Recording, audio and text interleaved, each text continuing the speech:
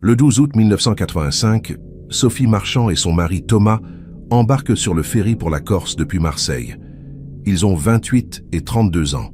Ils sourient aux douaniers, leurs valises couvertes d'autocollants de voyage.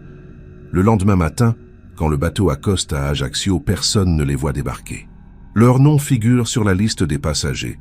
Leurs billets ont été poinçonnés à l'embarquement, mais dans le port corse, sous le soleil éclatant de midi, Sophie et Thomas se sont volatilisés comme s'ils n'avaient jamais existé. Pendant 30 ans, leur famille cherche des réponses. Les parents de Sophie vieillissent dans l'attente d'un appel, d'une lettre, d'un signe. La sœur de Sophie, Eliane, organise chaque année une commémoration. Elle accroche leurs photos dans le salon, allume des bougies, refuse d'accepter qu'ils soient partis sans explication. En juin 2015, en triant de vieilles boîtes dans le grenier de ses parents décédés, Eliane tombe sur une enveloppe jaunie contenant des négatifs photographiques jamais développés. Elle les apporte chez un photographe du quartier. Quand les tirages sont prêts, Eliane découvre une image qui lui glace le sang. On y voit le port d'Ajaccio le 13 août 1985, reconnaissable au panneau de la gare maritime en arrière-plan. Un homme marche seul sur le quai, une valise dans chaque main. L'homme, c'est Laurent Ferrand, son propre mari, le beau-frère de Sophie et Thomas. Et les valises qu'il transporte portent les mêmes autocollants colorés que celles du couple disparu. Laurent n'a jamais dit qu'il était sur ce bateau. Pendant 3 décennies, il a pleuré avec la famille, participé aux recherches, consolé Eliane dans ses moments de désespoir. Avant de continuer, une question nous intrigue. De quelle ville nous regardez-vous en ce moment? Et quelle heure est-il chez vous? Laissez-le en commentaire, car nous adorons savoir jusqu'où voyagent ces histoires. Si vous voulez découvrir plus d'affaires mystérieuses et de disparitions inexpliquées comme celle-ci, abonnez-vous à la chaîne pour ne manquer aucun récit. Et si cette enquête vous captive déjà, laissez un like.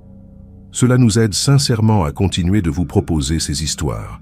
Maintenant, revenons à ce qui s'est passé ensuite. En 1985, la France vit ses derniers étés insouciants avant l'explosion du terrorisme et la fin des années Mitterrand.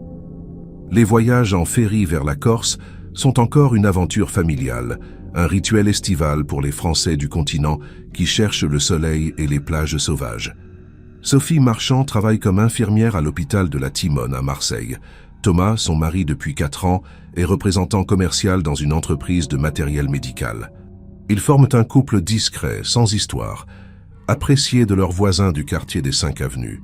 Sophie est très proche de sa sœur aînée Eliane, mariée depuis 1982 à Laurent Ferrand, un technicien EDF de 35 ans. Les deux couples se voient régulièrement, partagent des dimanches en famille, passent Noël ensemble chez les parents Marchand. Laurent et Thomas s'entendent bien sans être particulièrement proches. Ils parlent de football, de bricolage, échangent des conseils sur les voitures. Rien dans leur relation ne laisse présager un drame. Les 4 forment une famille ordinaire dans une ville ordinaire, avec des projets ordinaires et des rêves simples. Au printemps 1985, Sophie et Thomas annoncent qu'ils partent 15 jours en Corse au mois d'août. Ils ont économisé pendant 1 an pour s'offrir ce voyage. Sophie veut découvrir les calanques de Piana, Thomas rêve de randonner dans le maquis. Ils réservent une chambre d'hôtel à Porto Vecchio et achètent leur billet de ferry pour le 12 août au départ de Marseille. Eliane et Laurent les aident à préparer le voyage, leur prêtent un guide touristique, leur donnent des conseils sur les plages à ne pas manquer. Tout semble normal, joyeux même, dans ces préparatifs de vacances. Le 11 août au soir, Sophie et Thomas passent dire au revoir aux parents de Sophie dans leur appartement du boulevard Sakakini. La mère de Sophie leur prépare un panier de provisions pour le voyage. Le père leur recommande la prudence sur les routes corses. Sophie embrasse sa mère et lui promet de téléphoner dès leur arrivée à Porto Vecchio. Thomas serre la main de son beau-père et plaisante sur le bronzage qu'ils ramèneront. À 20h, ils partent. C'est la dernière fois que leurs parents les voient vivants. Le lendemain matin, Sophie et Thomas se présentent à l'embarquement du ferry à 6h. Le préposé de la compagnie maritime se souviendra d'eux lors de l'enquête. Ils portaient des vêtements d'été, des lunettes de soleil, 2 grosses valises décorées d'autocollants de différentes villes françaises. Ils avaient l'air heureux, détendus, comme tous les vacanciers ce matin-là. Le ferry appareille à 7h30 sous un ciel parfaitement bleu. La traversée dure 8 heures.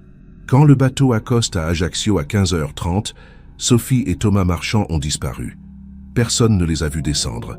Personne ne les reverra jamais. Le 14 août au soir, la mère de Sophie commence à s'inquiéter. Sa fille avait promis d'appeler dès l'arrivée à l'hôtel de Porto Vecchio. 2 jours se sont écoulés sans nouvelles. Elle téléphone à l'hôtel. La réceptionniste consulte le registre et confirme que monsieur et madame Marchand n'ont jamais pris possession de leur chambre. Leur réservation a été annulée le 13 au soir, faute de présentation. La mère de Sophie sent la panique monter. Elle appelle Eliane. Les 2 femmes tentent de se rassurer en imaginant 1000 raisons innocentes. Un changement de programme, une panne de voiture, un problème administratif. Le 15 août, la famille contacte la gendarmerie de Marseille. Un officier prend leur déposition avec une courtoisie professionnelle, mais sans urgence particulière. Des adultes qui ne donnent pas de nouvelles pendant 3 jours, ce n'est pas extraordinaire, surtout en vacances. Il note néanmoins les informations, promet de contacter les autorités corses. Les parents insistent. Sophie n'est pas du genre à inquiéter sa famille. Elle appelle toujours, respecte ses promesses. L'officier consent à lancer des vérifications. Il découvre que Sophie et Thomas ont bien embarqué sur le ferry du 12 août. Leur nom figure sur la liste officielle des passagers. La gendarmerie d'Ajaccio est contactée le 16 août. Un enquêteur vérifie auprès de la compagnie maritime. Les billets de Sophie et Thomas ont été contrôlés à l'embarquement à Marseille.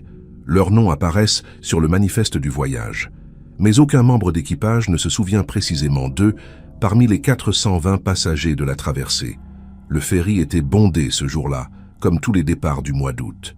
Des familles entières, des groupes de jeunes, des retraités en camping-car. Retrouver un couple particulier dans cette foule relève de l'impossible. Les caméras de surveillance n'existent pas encore en 1985 sur ces lignes régionales. Les gendarmes interrogent le personnel du ferry. Une hôtesse se souvient vaguement d'un couple correspondant à la description de Sophie et Thomas installés sur le pont arrière en début de traversée. Elle ne peut pas en être certaine. Un matelot dit avoir vu un homme et une femme près des cabines de première classe vers 11 heures, mais il ne pourrait pas les identifier formellement. Les témoignages restent flous, contradictoires, inutilisables. La traversée s'est déroulée sans incident notable. La mer était calme, le temps magnifique. Aucun passager n'a signalé de problème, d'accident ou de comportement suspect pendant le voyage. Les recherches s'intensifient à Ajaccio. Les gendarmes inspectent le port, questionnent les dockers, les chauffeurs de taxi, les employés de la gare maritime. Personne ne se souvient d'un couple correspondant au signalement. Les photos de Sophie et Thomas sont diffusées dans les commerces du port, les hôtels, les agences de location de voitures. Pas de résultat. C'est comme s'ils s'étaient évaporés entre le pont du ferry et le quai d'arrivée. Les valises non plus n'ont pas été retrouvées. Aucun bagage abandonné signalé ce jour-là à la consigne. Les parents de Sophie vivent un cauchemar éveillé. Leur fille a embarqué sur un bateau et n'en est jamais descendue. Le 20 août, les plongeurs de la gendarmerie maritime inspectent les eaux du port. Ils cherchent des corps, des bagages immergés, n'importe quelle trace matérielle du couple. Pendant 3 jours, ils ratissent le fond boueux sans rien trouver. L'hypothèse d'une chute accidentelle en mer pendant la traversée est évoquée. Mais comment 2 personnes pourraient-elles tomber par-dessus bord sans que personne ne s'en aperçoive? Les bastingages sont hauts, le ferry stable. Et pourquoi leurs bagages auraient-ils également disparu? Cette théorie ne tient pas. Les enquêteurs sont face à une impasse totale dès les premiers jours. Eliane et Laurent arrivent en Corse le 22 août pour participer aux recherches. Laurent prend 1 semaine de congé. Ils arpentent les rues d'Ajaccio avec des photos, interrogent les passants, plaçardent des avis de recherche. Laurent se montre particulièrement actif, bouleversé par la disparition de son beau-frère. Il passe des heures au commissariat, harcèle les enquêteurs de questions, propose des pistes de recherche. Son engagement impressionne les gendarmes. Voilà un homme qui ne ménage pas ses efforts pour retrouver sa famille. Personne ne soupçonne une seconde qu'il pourrait savoir quelque chose. Il joue son rôle de beau-frère inquiet avec une sincérité apparente qui trompe tout le monde. Les jours passent sans avancer. Les parents de Sophie louent une chambre à Ajaccio et refusent de rentrer à Marseille tant qu'ils n'auront pas de réponse. Le père de Sophie, ancien ouvrier des chantiers navals, maigrit de 10 kilos en 3 semaines. La mère ne dort plus, survit aux anxiolytiques. Eliane fait des allers-retours entre Marseille et la Corse, tiraillée entre son travail et la recherche de sa sœur. Laurent retourne à Marseille fin août pour reprendre son poste à EDF, mais téléphone chaque soir pour prendre des nouvelles. Sa voix tremble quand il parle de Sophie et Thomas. Il demande sans cesse s'il y a du nouveau. Il semble rongé par l'angoisse. Début septembre, les recherches actives sont suspendues faute d'éléments nouveaux. L'affaire est classée en disparition inquiétante. Un dossier reste ouvert, mais sans piste concrète, l'enquête ne peut pas progresser. Les parents de Sophie rentrent à Marseille, effondrés. Ils ont perdu leur fille sans savoir ce qui s'est passé, sans avoir un corps à enterrer, sans pouvoir faire leur deuil. Cette absence de réponse devient une torture quotidienne. Chaque sonnerie de téléphone les fait sursauter. Chaque bruit de pas dans l'escalier les remplit d'un espoir insensé. Sophie va rentrer, elle va pousser la porte, elle va expliquer. Mais les jours se transforment en semaines, les semaines en mois, et personne ne franchit cette porte. Les années 1985 et 1986 passent dans une attente insoutenable. Les enquêteurs explorent toutes les hypothèses. Fugue volontaire, suicide commun, enlèvement, accident non déclaré, aucune ne résiste à l'analyse. Sophie et Thomas n'avaient aucune raison de fuir. Leur vie était stable, sans dette, sans ennemis connus. Leur couple semblait solide. Ils projetaient d'avoir un enfant. Le suicide collectif paraît absurde. Et l'enlèvement, dans quel but? Aucune demande de rançon n'a jamais été formulée. L'affaire devient l'une de ces énigmes qui hantent les familles et obsèdent les enquêteurs jusqu'à la retraite. Un mystère sans solution apparente, une plaie qui ne se referme jamais complètement. En septembre 1985, le lieutenant Franck Moretti prend en charge le dossier au commissariat d'Ajaccio. À 42 ans, cet enquêteur méthodique a vu défiler des dizaines de disparitions sur l'île. La plupart se résolvent rapidement. Des touristes qui prolongent leur séjour sans prévenir, des adolescents en fugue, des personnes âgées désorientées. Mais le cas Marchand le trouble dès le premier jour. 2 adultes responsables qui montent sur un ferry et n'en descendent jamais, cela défie toute logique. Il reprend l'enquête depuis le début avec une équipe de 3 gendarmes. Ils vont réinterroger chaque témoin, vérifier chaque détail, chercher la faille dans cette disparition impossible. Moretti commence par reconstituer précisément la journée du 12 août. Le ferry part de Marseille à 7h30. La traversée dure 8 heures. Pas d'escale, pas d'arrêt. Un trajet en ligne droite entre le continent et la Corse. À bord, 420 passagers, 62 véhicules, un équipage de 28 personnes. Moretti obtient la liste complète des passagers et lance une campagne de convocation. Il veut parler à tous ceux qui ont voyagé ce jour-là. Retrouver 420 personnes dispersées dans toute la France relève du marathon administratif. Certains ont déménagé, d'autres partent en vacances, plusieurs refusent de se déplacer pour un interrogatoire. Les convocations s'étalent sur 3 mois. Les premiers témoignages n'apportent rien. Personne ne se souvient précisément de Sophie et Thomas. Les passagers décrivent un voyage ordinaire, sans incident. Des familles qui pique-niquent sur le pont, des enfants qui courent partout, des retraités qui jouent aux cartes dans le salon. L'ambiance typique d'une traversée estivale. Une femme mentionne avoir vu un couple se disputer près des toilettes du pont supérieur, mais elle ne peut pas dire si c'était Sophie et Thomas. Un homme affirme avoir remarqué une jeune femme blonde, qui pleurait accoudée au bastingage vers midi, mais le souvenir est trop vague pour être exploitable. Moretti accumule les dépositions floues, les impressions incertaines, les peut-être qui ne mènent nulle part. En octobre, un témoignage attire son attention. Une retraitée de Bastia se présente spontanément au commissariat. Elle voyageait sur le ferry le 12 août avec son mari. Vers 13 heures, alors qu'elle se promenait sur le pont arrière, elle a remarqué un homme seul près des canaux de sauvetage.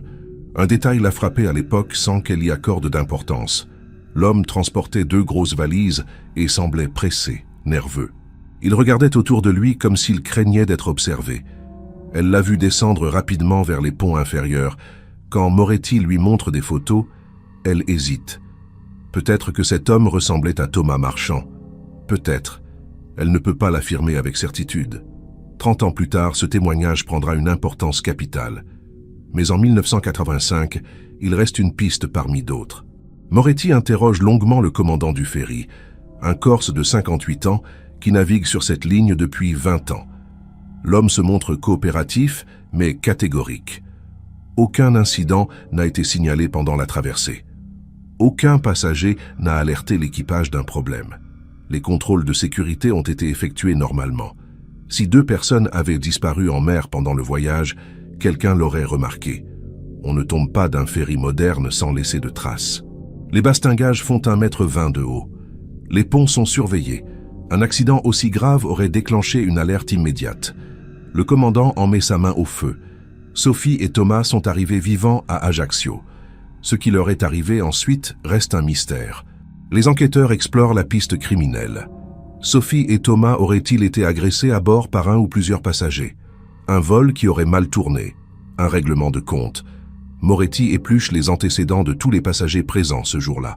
Il cherche des condamnations pour violence, vol, agression. Sur 420 personnes, il identifie 7 individus avec un casier judiciaire. 3 pour conduite en état d'ivresse, 2 pour vol à l'étalage, 1 pour violence conjugale, 1 pour trafic de cannabis. Rien qui suggère la capacité ou la motivation de faire disparaître un couple sur un ferry. Les 7 sont néanmoins convoqués et interrogés. Leurs alibis tiennent. Aucun lien avec les victimes. Encore une impasse. En novembre 1985, Moretti reçoit l'aide d'un enquêteur de la police judiciaire de Marseille, l'inspecteur Denis Lambert. Ensemble, ils retournent interroger la famille et les proches de Sophie et Thomas. Ils cherchent un mobile, un secret, une zone d'ombre dans la vie du couple. Ils questionnent les collègues de Sophie à l'hôpital. Tout le monde décrit une femme professionnelle, aimée de ses patients, sans ennemis. Les collègues de Thomas donnent le même portrait. Un commercial efficace, apprécié de sa hiérarchie, sans histoire. Les voisins confirment. Un couple discret, poli, sans problèmes apparents. Pas de disputes audibles, pas de visites suspectes, pas de comportements étranges. Une vie transparente, presque ennuyeuse. Lambert pousse les investigations sur les finances du couple. Il obtient l'accès à leurs comptes bancaires. Les relevés montrent des dépenses ordinaires, loyer, courses, essence, quelques restaurants. Aucun retrait important avant le départ. Pas de dettes cachées, pas de versements suspects. Les économies pour le voyage en Corse sont clairement identifiables, épargnées mois après mois. Thomas gagnait correctement sa vie. Sophie aussi. Ils vivaient confortablement, sans excès. L'hypothèse d'une fuite pour raisons financières s'effondre. Celle d'un chantage également. Personne ne leur devait d'argent, personne ne les menaçait. Leur vie était un livre ouvert sans page manquante, du moins en apparence. Les enquêteurs interrogent aussi Eliane et Laurent longuement. Eliane pleure pendant toute la déposition. Elle décrit sa sœur comme sa meilleure amie, sa confidente. Sophie lui racontait tout. Si elle avait eu un problème, Eliane l'aurait su. Elle jure que Sophie était heureuse, excitée par le voyage, amoureuse de son mari. Laurent confirme. Il voyait régulièrement Thomas. Ils s'entendaient bien. Thomas ne lui a jamais confié d'inquiétude, de menaces, de peur. Le voyage en Corse était un rêve simple, pas une fuite. Laurent se montre détruit par la disparition. Il parle de Thomas comme d'un frère. Il offre son aide totale aux enquêteurs. Il veut comprendre ce qui s'est passé autant que la famille. Moretti et Lambert le trouvent sincère, bouleversé. Ils ne détectent aucun mensonge dans ses propos. En décembre 1985, après 4 mois d'enquête intensive, Moretti rédige un rapport accablant par son absence de conclusion. Toutes les pistes ont été explorées, tous les témoignages vérifiés, toutes les hypothèses testées. Résultat, néant. Sophie et Thomas Marchand ont embarqué sur un ferry le 12 août 1985 à Marseille. Ils sont arrivés à Ajaccio 8 heures plus tard. Entre le pont du bateau et le port de la ville, ils se sont évaporés. Leurs corps n'ont pas été retrouvés en mer. Leurs bagages ont disparu avec eux. Aucun témoin fiable n'a vu ce qui leur est arrivé. Aucune preuve matérielle ne subsiste. L'affaire est classée sans suite, faute d'éléments nouveaux. Le dossier rejoint les archives des affaires non résolues. La famille reste sans réponse. Les années suivantes, Moretti reçoit sporadiquement des appels de la famille Marchand. Le père de Sophie téléphone chaque 12 août, date anniversaire de la disparition. Il demande si du nouveau est apparu. Moretti répond toujours non, avec une tristesse sincère. Cette affaire le hante. Il y pense souvent, même après avoir pris sa retraite en 1998. Avant de quitter le commissariat, il laisse une note dans le dossier. Il écrit que quelqu'un sait ce qui s'est passé. Quelqu'un sur ce ferry a vu quelque chose et ne l'a pas dit. Ou pire, quelqu'un a fait quelque chose et l'a caché. Il conseille à ses successeurs de ne jamais fermer définitivement ce dossier. Un jour, la vérité émergera. Il en est convaincu. Il ne saura jamais à quel point il avait raison. Dans les années qui suivent la disparition, plusieurs pistes émergent et s'effondrent tour à tour. En 1987, une touriste allemande contacte les autorités françaises. Elle affirme avoir vu une femme ressemblant à Sophie Marchand dans un village de montagne près de Corte en août 1986, soit un an après la disparition. La femme travaillait dans une petite épicerie et semblait vouloir éviter le regard des clients. La touriste avait trouvé ce comportement étrange et, en rentrant en Allemagne, elle avait vu un avis de recherche dans un magazine. Les gendarmes se rendent immédiatement sur place. Ils interrogent la tenancière de l'épicerie. La femme en question s'appelle Marie Santoni, une Corse de 32 ans qui vit dans le village depuis sa naissance. Elle ne ressemble à Sophie que par la couleur des cheveux et une silhouette similaire. L'espoir s'évanouit en quelques heures. La même année, un homme se présente à la gendarmerie de Marseille. Il prétend avoir des informations sur la disparition du couple. Il raconte qu'en août 1985, il travaillait comme docker au port d'Ajaccio. Le 13 août, au matin, très tôt, il a vu deux hommes charger discrètement de gros sacs dans une camionnette garée près des hangars. Les sacs avaient une forme étrange, allongée. L'homme s'était dit à l'époque que c'était louche, mais n'avait rien signalé. Maintenant, il pense que ces sacs pouvaient contenir les corps de Sophie et Thomas.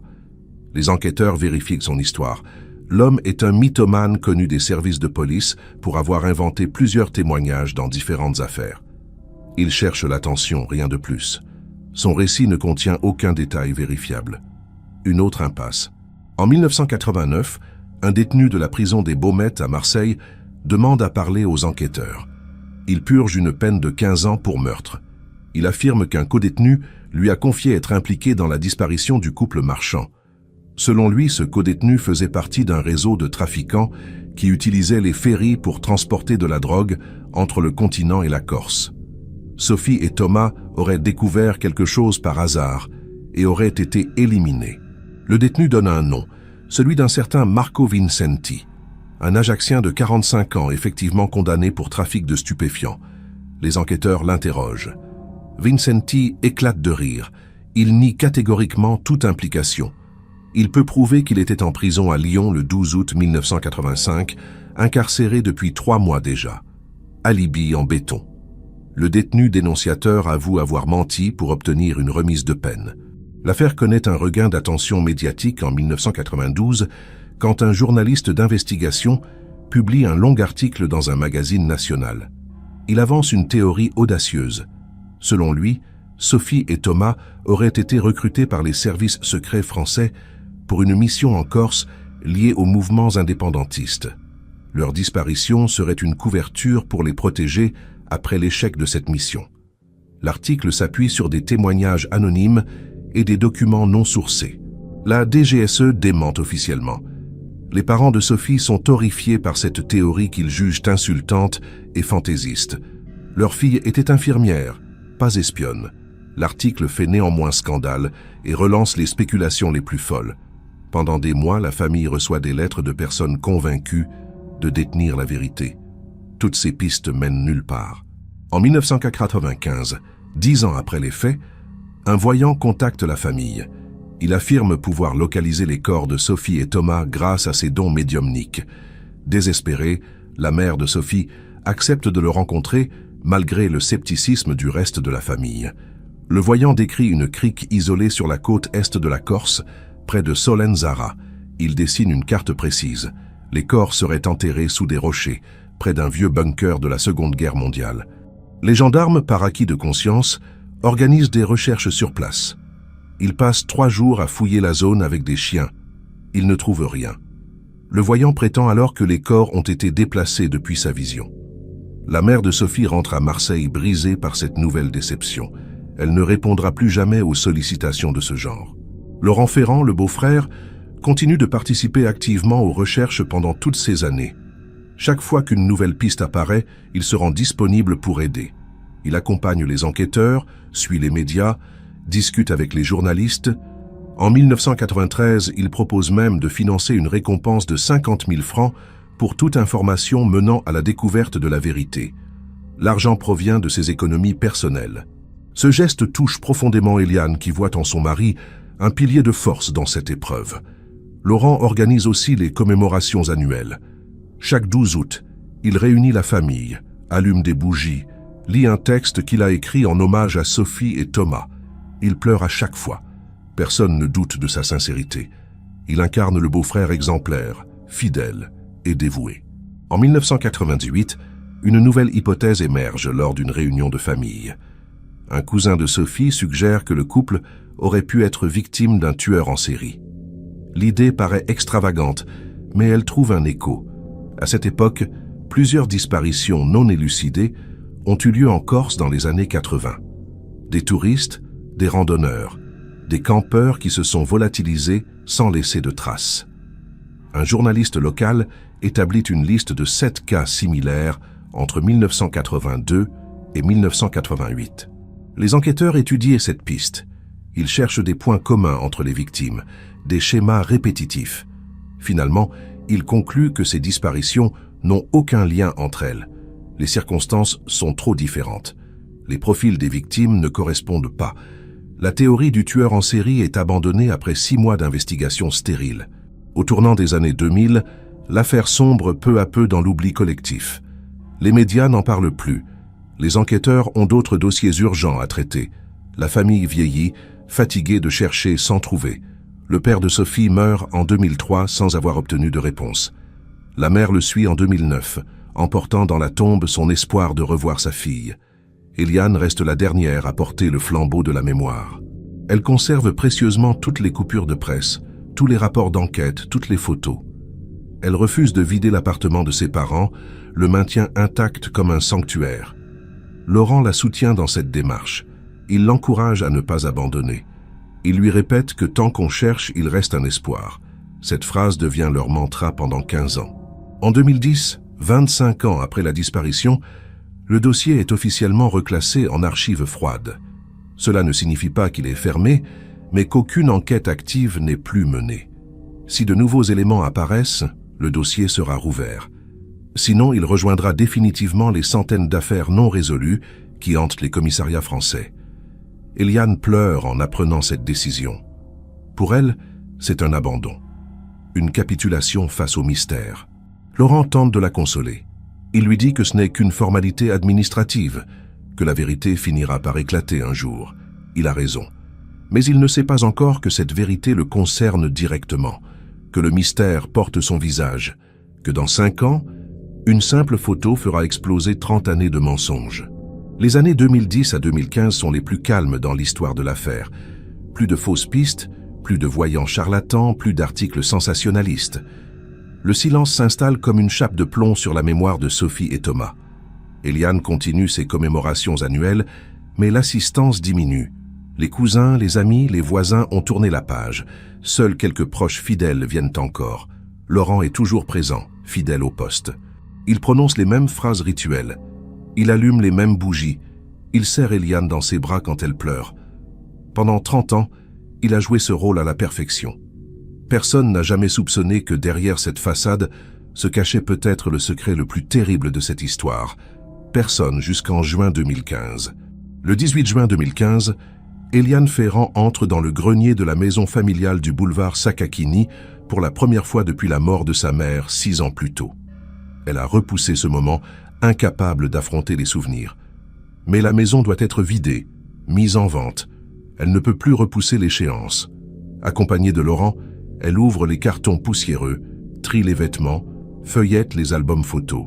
Dans une vieille boîte à chaussures, elle trouve des négatifs photographiques jamais développés. Sa mère adorait prendre des photos, mais ne faisait développer que les meilleurs. Ces négatifs datent probablement des années 80. Eliane décide de les faire tirer par curiosité pour avoir quelques images de plus de cette époque révolue. Le 22 juin, elle récupère les tirages chez le photographe du quartier. Une vingtaine de photos, des images banales, un pique-nique familial en 1984, un Noël chez les parents, des vacances à la mer. Eliane les regarde distraitement, un sourire nostalgique aux lèvres. Et puis, soudain, son sang se glace. Sur l'une des photos, elle reconnaît le port d'Ajaccio. Le panneau de la gare maritime est visible en arrière-plan, avec la date peinte en gros caractères, 13 août. La photo a été prise le lendemain de la disparition de Sophie et Thomas. Mais ce n'est pas ce détail qui fait trembler Eliane. C'est l'homme au centre de l'image. Son mari, Laurent, seul sur le quai, transportant 2 grosses valises. Eliane examine la photo sous toutes les coutures. Pas de doute possible. C'est bien Laurent, il porte la chemise bleue qu'elle lui a offerte pour son anniversaire en 1985. Les valises qu'il tient sont décorées d'autocollants colorés. Elle reconnaît ces autocollants. Sophie les collectionnait depuis l'adolescence, collait sur ses bagages les emblèmes de chaque ville visitée. Paris, Lyon, Bordeaux, Toulouse. Ces valises sont celles de sa sœur. Eliane sent ses jambes se dérober. Elle s'assoit incapable de respirer normalement. Laurent était sur ce bateau. Laurent était à Ajaccio le 13 août. Laurent avait les bagages de Sophie et Thomas. Pendant 30 ans, il n'a jamais mentionné ce détail. Pourquoi? Pourquoi ce silence? Que signifie cette photo? Elle rentre chez elle dans un état second. Laurent n'est pas encore rentré du travail. Eliane pose la photo sur la table de la cuisine et attend. Quand il arrive à 18h30, elle ne dit rien. Elle le laisse se servir un verre d'eau, retirer sa veste, s'installer. Puis elle glisse la photo devant lui sans un mot. Laurent blêmit. Pendant 10 secondes qui semblent durer une éternité, il fixe l'image sans réagir. Ses mains tremblent légèrement. Il finit par lever les yeux vers Eliane. Elle lit dans son regard quelque chose qu'elle n'avait jamais vu. De la peur. Une peur profonde, animale. Il ouvre la bouche pour parler, mais aucun son ne sort. Il se lève brusquement, prend ses clés de voiture et sort de la maison en courant. Eliane reste pétrifiée. Elle passe la nuit seule, incapable de dormir. Laurent ne rentre pas. Il ne répond pas au téléphone. À 6 heures du matin, Eliane prend une décision. Elle se rend au commissariat central de Marseille. Elle demande à parler à un enquêteur. Elle montre la photo. Elle explique toute l'histoire depuis le début. L'officier de permanence, le capitaine Julien Garnier, comprend immédiatement la gravité de la situation. Il fait une copie de la photo, prend la déposition complète d'Eliane, lance un avis de recherche pour Laurent Ferrand. À midi, Laurent est localisé dans un hôtel près de la gare Saint-Charles. Il est placé en garde à vue et transféré au commissariat. L'affaire Marchand vient d'être rouverte après 30 ans de sommeil. Laurent refuse de parler pendant les premières heures. Il reste mutique face aux enquêteurs, les bras croisés, le regard fixe. Le capitaine Garnier pose la photo devant lui. Laurent la regarde longuement, puis détourne les yeux. Garnier insiste. Que faisait-il à Ajaccio le 13 août 1985? Pourquoi transportait-il les valises de Sophie et Thomas? Où sont-ils? Que s'est-il passé sur ce ferry? Laurent se contente de secouer la tête. Son avocat, commis d'office, lui conseille de coopérer. Laurent répond qu'il n'a rien à dire. Garnier le prévient que son silence ne fait qu'aggraver les soupçons. Laurent hausse les épaules. La garde à vue est prolongée de 24 heures. Laurent passe la nuit en cellule sans fermer l'œil. Le lendemain, Garnier change de tactique. Il fait venir Eliane au commissariat. Il organise une confrontation. Quand Laurent voit sa femme, ses yeux se remplissent de larmes. Eliane, le visage défait, lui demande simplement de dire la vérité. Pour elle, pour Sophie, pour leurs parents disparus sans savoir. Laurent baisse la tête. Il murmure quelques mots inaudibles. Garnier demande de répéter. Laurent relève les yeux et dit clairement qu'il veut un autre avocat, un pénaliste. Il ne dira rien sans la présence d'un spécialiste. La confrontation s'arrête là. Eliane sort du commissariat en pleurant. Elle vient de comprendre que l'homme avec qui elle partage sa vie depuis 33 ans lui a menti pendant tout ce temps. Que le dévouement qu'il montrait cachait peut-être une culpabilité monstrueuse.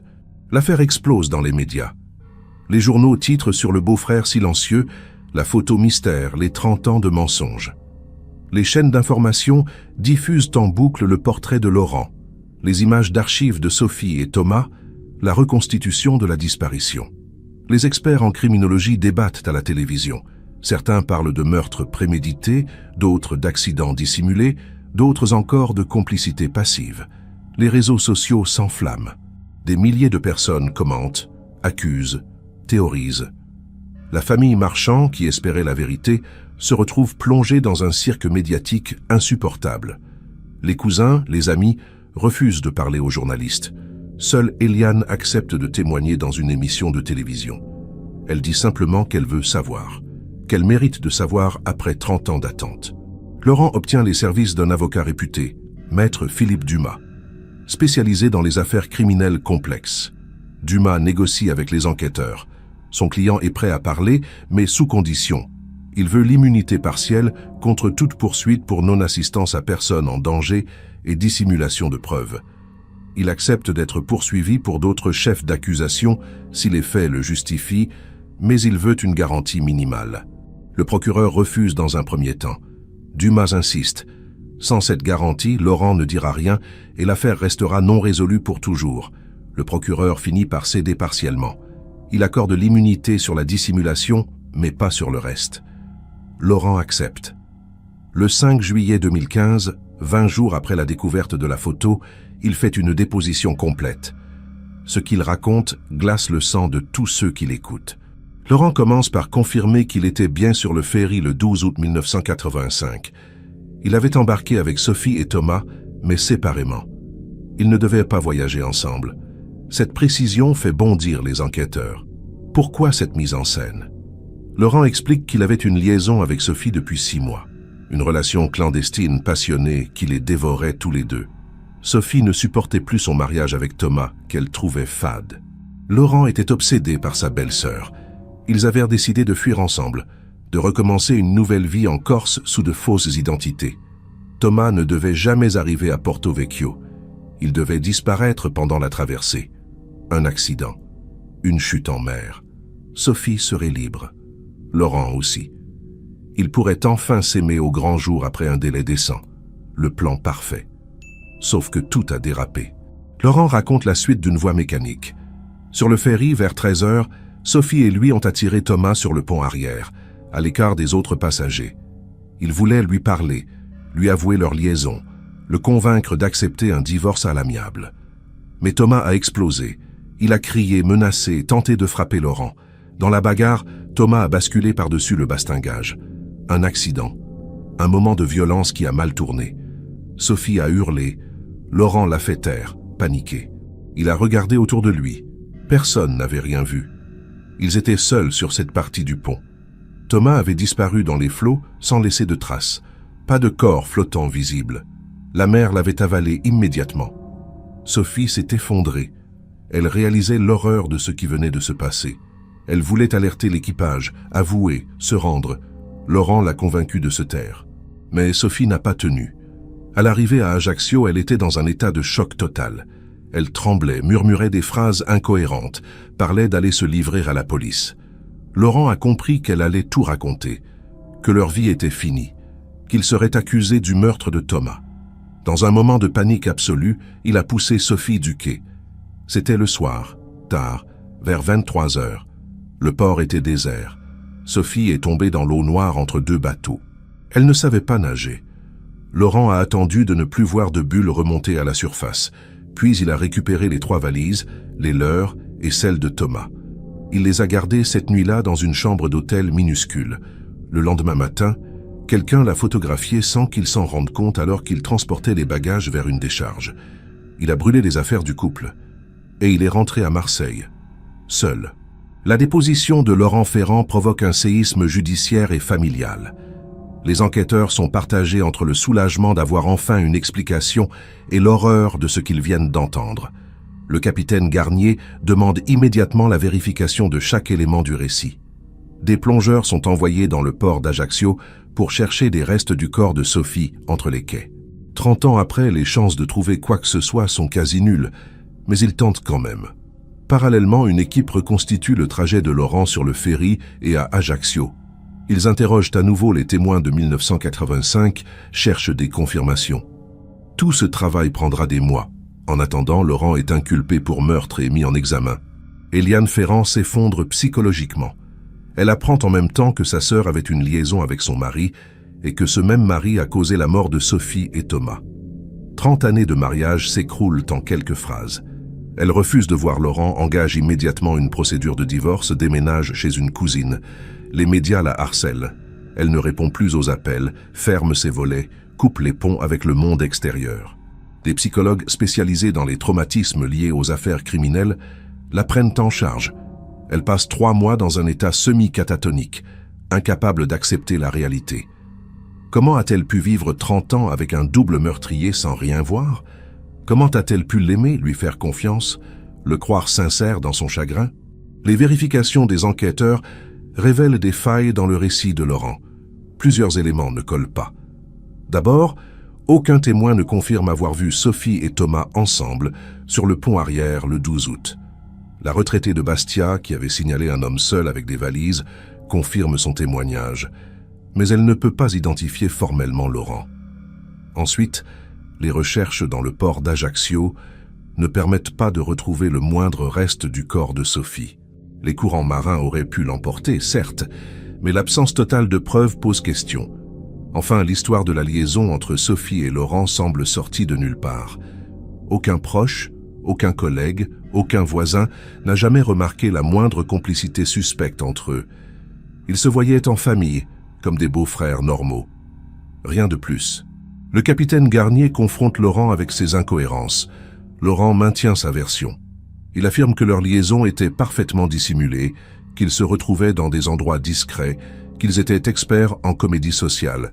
Pour les témoins du ferry, il explique que la zone où l'accident s'est produit était effectivement déserte à ce moment précis. Quant au corps de Sophie, il rappelle que 30 ans se sont écoulés. Les courants, la décomposition, les bateaux qui entrent et sortent du port chaque jour, tout cela explique l'absence de restes. Garnier n'est pas convaincu. Il pense que Laurent dit une partie de la vérité, mais en cache une autre. Pourquoi? Qu'a-t-il encore à cacher après 30 ans? Quelle part du secret refuse-t-il de révéler même maintenant? Ces questions restent sans réponse. En septembre 2015, une expertise psychiatrique est ordonnée. Un expert rencontre Laurent à plusieurs reprises en détention. Son rapport conclut que Laurent présente des traits de personnalité narcissique et manipulatrice, mais qu'il est pleinement responsable de ses actes. Il ne souffre d'aucune pathologie mentale qui expliquerait ou excuserait ses crimes.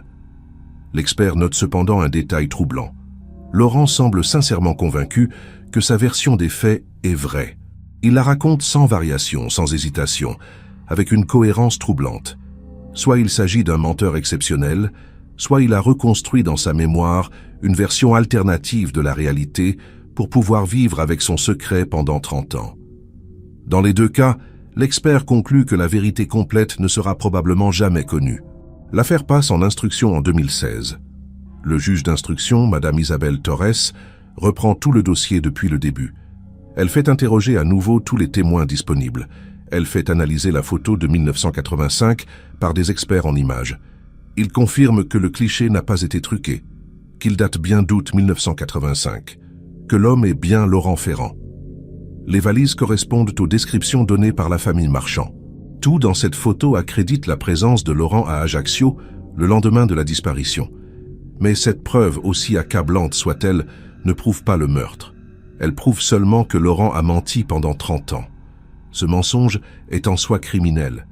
Mais il ne suffit pas juridiquement à établir sa culpabilité pour meurtre sans corps, sans témoin, sans aveu fiable. Le procès s'ouvre en janvier 2018 devant la cour d'assises des Bouches-du-Rhône. Laurent comparaît pour double meurtre. L'accusation s'appuie sur la photo, le mensonge prolongé, la déposition de Laurent lui-même. Maître Dumas, son avocat, plaide l'accident pour Thomas et un geste de panique pour Sophie. Il demande la requalification en homicide involontaire. Le procureur refuse. Il estime que la dissimulation des corps, des bagages et le mensonge de 30 ans démontrent une préméditation, ou du moins une volonté criminelle claire. Les débats durent 3 semaines. Des experts défilent à la barre. Des témoins racontent leurs souvenirs flous. Eliane refuse de venir témoigner. Elle a fait savoir par courrier qu'elle ne voulait plus entendre parler de cette histoire ni de cet homme. Le jury délibère pendant 2 jours. Le verdict tombe le 2 février 2018.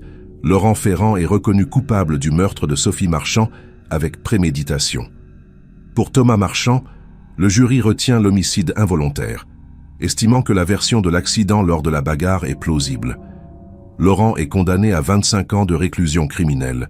Il ne manifeste aucune émotion en entendant le verdict.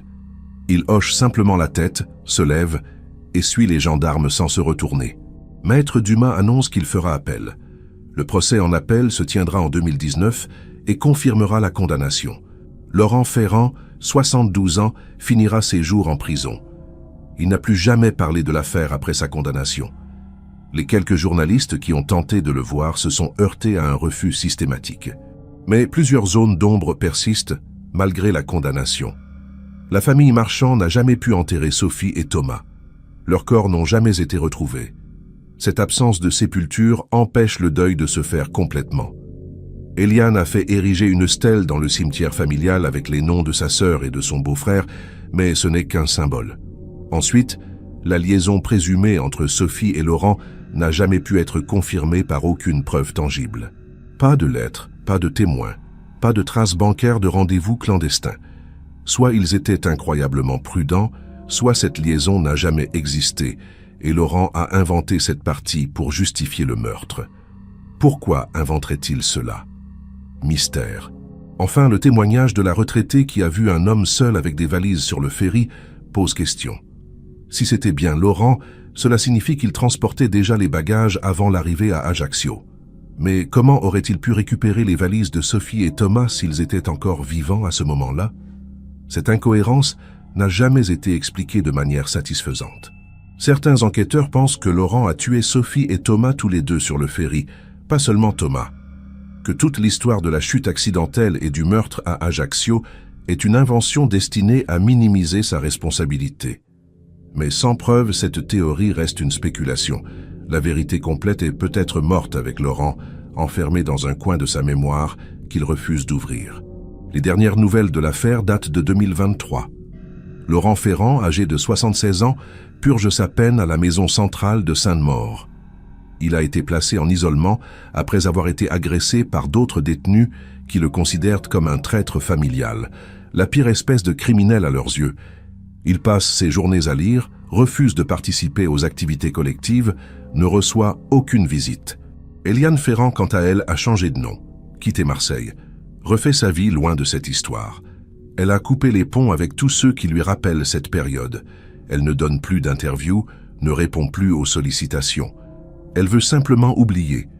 Mais peut-on vraiment oublier 30 années de mensonges? Peut-on effacer le visage d'un homme qu'on a aimé et qui s'est révélé être un monstre? Ces questions, elle se les pose encore chaque nuit, sans trouver de réponse apaisante. L'affaire Marchand-Ferrand reste l'une des plus troublantes disparitions résolues de l'histoire criminelle française. Non pas pour la violence des crimes, mais pour la durée du mensonge et la trahison familiale qu'elle révèle. Pendant 30 ans, Laurent Ferrand a incarné le beau-frère parfait, pleurant avec la famille, organisant des commémorations, cherchant activement les disparus. Pendant 30 ans, il a regardé les parents de Sophie vieillir dans le chagrin sans leur dire la vérité. Il a consolé Eliane dans ses moments de désespoir, tout en sachant qu'il était responsable de ce désespoir. Cette capacité à mentir si longtemps, si bien, fascine et terrifie. Elle montre que derrière les visages les plus familiers peuvent se cacher des secrets monstrueux, que la confiance est parfois une illusion fragile. La découverte de la photo en 2015 pose une question vertigineuse sur le hasard et le destin. Si Eliane n'était pas montée dans ce grenier ce jour-là, si elle n'avait pas fait développer ses négatifs oubliés, Laurent aurait emporté son secret dans la tombe. Sophie et Thomas seraient restés à jamais des disparus sans explication. La vérité serait morte avec lui. Cette idée obsède les enquêteurs qui ont travaillé sur l'affaire. Combien d'autres secrets dorment dans des greniers, des boîtes à chaussures, des albums jamais ouverts? Combien de mystères ne sont séparés de leur résolution que par une photo jamais développée, un document jamais lu, un témoignage jamais recueilli? L'affaire Marchand nous rappelle que la vérité peut attendre 30 ans avant d'éclater au grand jour, qu'un mensonge, aussi parfait soit-il, finit toujours par se fissurer. Mais la question finale demeure lancinante, sans réponse définitive. Laurent Ferrand a-t-il vraiment tout dit? La version qu'il a livrée lors de son procès est-elle la vérité complète ou seulement une partie arrangée pour le rendre moins coupable?